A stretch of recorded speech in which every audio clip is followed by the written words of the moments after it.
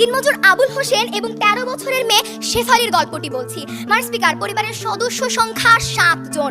নুন আনতে এই ব্যক্তির পান্তা ফুরায়, তবুও তিনি তার সন্তানদেরকে বিদ্যালয়ে পাঠায়। মাননীয় স্পিকার, সমাজ বাস্তবতা আজকে এতটাই কঠিন, এই মেয়েটি যখন বিদ্যালয়ে যায় রাস্তায় তাকে ইফটিজিং এর শিকার হতে হয়, তাকে যৌন হয়রানির শিকার হতে হয়। মাননীয় স্পিকার, এই দিনমজুর পিতা নির্মম পরিস্থিতিতে এসে তার মেয়ের একটি নিরাপত্তা চায়, এবং সেই নিরাপত্তাটি কি?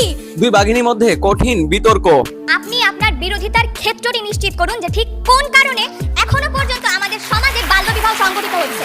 অসংখ্য ধন্যবাদ আপনার প্রশ্নের। বক্তব্যটি মনোযোগ দিয়ে শুনুন। আমি বলেছি আর্থ সামাজিক প্রেক্ষাপট। আপনি আর্থ সামাজিক প্রেক্ষাপটে ঠিক কোন বিষয়টিকে নিশ্চিত করছেন সেটা কিন্তু এখনো বলে যাচ্ছেন না।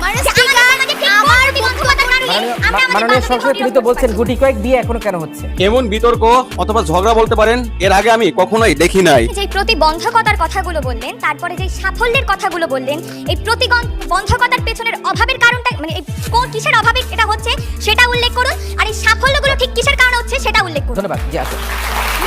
মনোযোগ দিয়ে বক্তব্য শুনলেই প্রশ্ন করতেন না। দেখুন, আমি বলছি আসসালামু আলাইকুম, আশা করি আপনারা সবাই ভালো আছেন। নতুন ভিডিওতে সবাইকে আবার স্বাগতম। এখানে বেশি কথা বলে সময় নষ্ট করব না, দেখলাম আমরা ভিডিও ফুটেজে চলে যাব। কারণ পক্ষ দল এন্ড বিপক্ষ দলের মধ্যে কঠিন হাড্ডাহাড্ডি লড়াই হইতেছে। যে লড়াই নাকি কে জিতবে কে হারবে এই ভিডিও দেখলে তা বুঝতে পারবেন। কিন্তু কথাগুলো আমার কাছে খুবই ভালো লাগছে।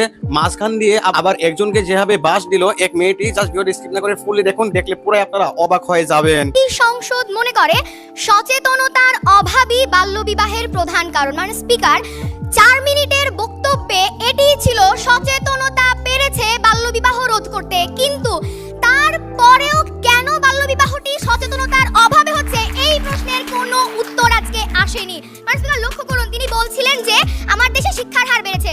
লক্ষ্য করুন স্পিকার, দেশে শিক্ষিত মানুষের পরিমাণ মানে শিক্ষার হার হচ্ছে 70%। মাননীয় শিক্ষামন্ত্রী বলেছেন বিডি নিউজ 24 এর তথ্য মতে। ঠিক তাই, শিক্ষিত মানুষের পরিমাণ বাড়ছে, সচেতনতার পরিমাণ বাড়ছে, এবং স্পিকার সেই সাথে বাল্যবিবাহের পরিমাণটিও কমে যাচ্ছে। কিন্তু তারপরেও যে গুটিকতে বাল্যবিবাহটি হচ্ছে সেটি কেন হচ্ছে? কেন না, সেটি হচ্ছে আমার দেশের আর্থ সামাজিক প্রেক্ষাপটের কারণে। কেন স্পিকার, সেই ব্যাখ্যাটি দিচ্ছি। লক্ষ্য করুন স্পিকার, তিনি বলেছিলেন যে সচেতনতা দিয়ে আমরা এতগুলো সফলতার ক্ষেত্র সৃষ্টি করেছি। ঠিক তাই, আমরা চাই বাল্যবিবাহ না হোক, আমরা চাই আমার দেশের কন্যা শিশুরা নিরাপদ থাকুক। কিন্তু মাননীয় স্পিকার, আজকে কি হচ্ছে? এই যে সচেতনতার প্রক্রিয়াটি, এটি প্রতিরোধমূলক কিংবা প্রতিকারমূলক ব্যবস্থা হচ্ছে। এটি কখনো পেছনের মানে প্রধান যে কারণটি, প্রধান কারণ নয়। কেন মাননীয় স্পিকার লক্ষ্য করুন, 23 অক্টোবর। জি, একটা প্রশ্ন নেই। আপনি আপনার বিরোধিতার ক্ষেত্রটি নিশ্চিত করুন যে ঠিক কোন কারণে এখনো পর্যন্ত আমাদের সমাজে বাল্যবিবাহ সংঘটিত হচ্ছে। অসংখ্য ধন্যবাদ আপনার প্রশ্নের। বক্তব্যটি মনোযোগ দিয়ে শুনুন। আমি বলেছি আর্থ সামাজিক প্রেক্ষাপট। আপনি আর্থ সামাজিক প্রেক্ষাপটে ঠিক কোন বিষয়টিকে নিশ্চিত করছেন সেটা কিন্তু এখনো বলে যাচ্ছেন না। মাননীয় সংসদে তিনি তো বলছেন গুটি কয়েক বিয়ে এখনো কেন হচ্ছে। গুটি কয়েক বিয়ে এখনো তো এই দেশে হচ্ছে, তিনি সেটাই বলছেন। আপনাকে জিরো টলারেন্স আনতে পারছেন না এখনো, সেটাই তিনি বলছেন। সামান্য যে বিয়েগুলোতে সেগুলি বন্ধ করতে হবে। আপনি আসুন। বিতর্কের মাত্র প্রথম মিনিট গিয়েছে, আপনি শুনতে থাকুন। লক্ষ্য মাননীয় স্পিকার, 23 অক্টোবর প্রথম আলোর একটি প্রতিবেদন এসেছে। বাংলাদেশের মহিলা পরিষদের সভাপতি আয়েশা খানম বলেন, বাল্যবিবাহের 1 নম্বর কারণ হচ্ছে দারিদ্রতা। এছাড়াও নারী ক্ষমতায়নের অভাব, নিরাপত্তাহীনতা, আমার কন্যা শিশুর ধর্মীয় গোঁড়ামি এবং লিঙ্গ বৈষম্য।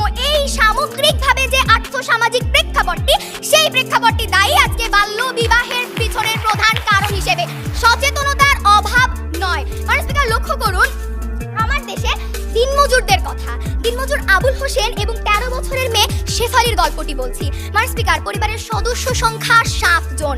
নুন আনতে এই ব্যক্তির পান্তা ফুরায়, তবুও তিনি তার সন্তানদেরকে বিদ্যালয়ে পাঠায়। মাননীয় স্পিকার, সমাজ বাস্তবতা আজকে এতটাই কঠিন, এই মেয়েটি যখন বিদ্যালয়ে যায় রাস্তায় তাকে ইফটিজিং এর শিকার হতে হয়, তাকে যৌন হয়রানির শিকার হতে হয়। মাননীয় স্পিকার, এই দিনমজুর পিতা নির্মম পরিস্থিতিতে এসে তার মেয়ের একটি নিরাপত্তা চায়, এবং সেই নিরাপত্তাটি কি?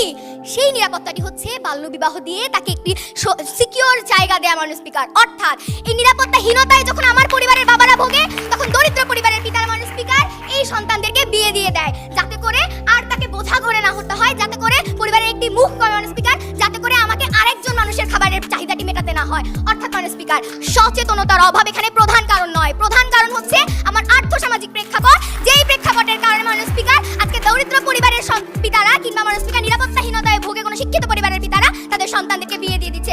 মাননীয় স্পিকার লক্ষ্য করুন, কিশোরগঞ্জের সখিনা, করিমা, নীলগঞ্জের সমলা, বাসিরন, ঝুমা এবং ময়মনসিংহের আকলিমা কর্মী মানুষ স্পিকার, তারা গার্মেন্টস কর্মী, তারা স্বনির্ভর, তাদের ক্ষমতায়নটি রয়েছে। কিন্তু চিন্তা করুন প্রত্যন্ত অঞ্চলের সেই মেয়েটির কথা যাদের কাছে এই ক্ষমতায়নটি পৌঁছায়নি।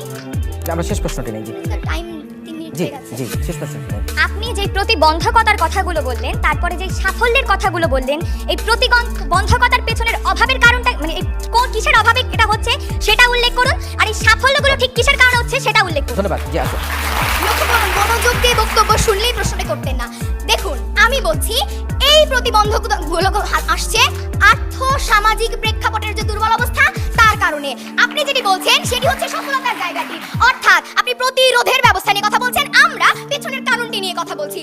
ধন্যবাদ আপনার প্রশ্নের জন্য। লক্ষ্য করুন স্পিকার, যেটি বলছিলাম, চিন্তা করুন প্রত্যন্ত অঞ্চলের সেই মেয়েটির কথা যে আজকে স্বনির্ভর নয়, যে মানুষ স্পিকার তার পরিবারকে আর্থিক কোনো সহায়তাটি দিতে পারে না। আজকে তার কথা চিন্তা করুন, তার পরিবার তাকে কেন তার ঘরে বসে খাওয়াবে মানুষ স্পিকার, এই চিন্তা যদি তারা করবে না। কেন মানুষ স্পিকার পিতা চিন্তা করে আজকে আমার ঘরে যদি একটি ছেলে থাকে তখন সে আমাকে অর্থ দেবে, কিন্তু একটি মেয়ে থাকলে একে তো নিরাপত্তাহীনতা, দ্বিতীয়ত মানুষ স্পিকার পরিবারের অসম্মানের ভয়, তৃতীয়ত মানুষ স্পিকার আমার ঘরে কোনো অর্থ আসছে না। যদি মানুষ স্পিকার এই নারী ক্ষমতায়নটি আমার দেশে সুষ্ঠুভাবে হয় তাহলে এই বাল্যবিবাহ যে কোটি কতেক হচ্ছে সেটিও হবে না।